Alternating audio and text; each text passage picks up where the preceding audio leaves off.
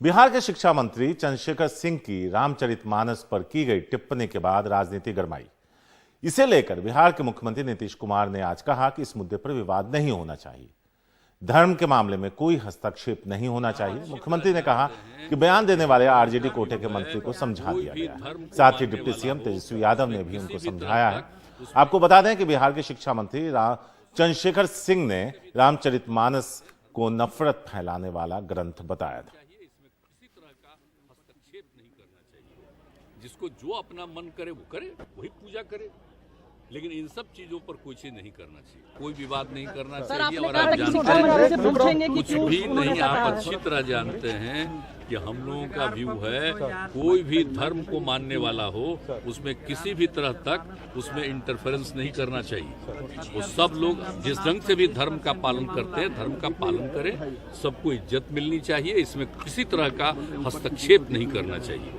जिसको जो अपना मन करे वो करे, वही पूजा करे, लेकिन इन सब चीजों पर कुछ नहीं करना चाहिए। हमने तो पहले ही समझा दिया, तो अभी तो डिप्टी सीएम ने भी कह दिया, इसलिए वो सब कोई बात हम उनके बातों का जवाब हम नहीं देना चाहते हैं। ये सब कोई एजेंडा नहीं है, बेकार की बातें हैं।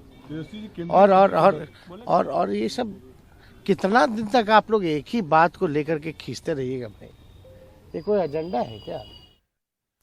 और मनीष कुमार है हमारे साथ इस बारे में ज्यादा बात करने के लिए, सीधे उनके पास चलते हैं। मनीष शिक्षा मंत्री हैं, उन्हें पता होगा कि क्या बोल गए, अब उन्हें समझाने की नौबत आ गई है।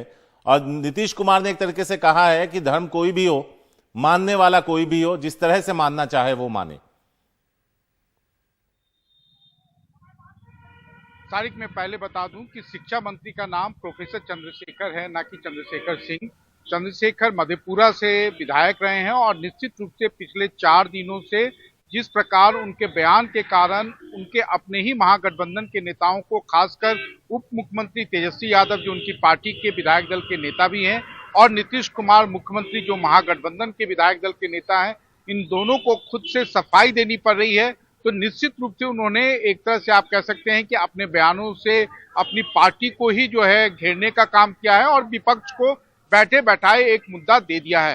हालांकि तेजस्वी यादव अब जरूर सफाई दे रहे हैं कि अब कोई मुद्दा नहीं रहा और ऐसे बयान देने वाले जो हैं, ये सारा कुछ जो जितना उछाला जा रहा है वो बीजेपी के इशारे पर किया जा रहा है। लेकिन हाँ, ये सच है कि जब से महागठबंधन बिहार में बना है तो विपक्ष से ज्यादा उनके लिए मुश्किलें, वो पहले सुधाकर सिंह हो या अब प्रोफेसर चंद्रशेखर, इन लोगों ने अपने बयानों से ही जो है अपने महागठबंधन को कटघरे में खड़े करने की कहीं ना कहीं जाने अनजाने जो है, किसी ने जानबूझकर, किसी ने अनजाने, एक तरह से उन्होंने सेल्फ साइड गोल राजनीति में कर दिया है। सारिक, लेकिन मनीष अगर देखें तो जैसा आप बता रहे हैं कि प्रोफेसर चंद्रशेखर, अगर प्रोफेसर लगाए तो प्रोफेसर होंगे, पढ़े लिखे शख्स हैं, क्या राजनीति में इतने साल रहने के बाद और मंत्री बनने के बाद क्या उन्हें पता नहीं होता कि क्या बोलना है और क्या नहीं बोलना है?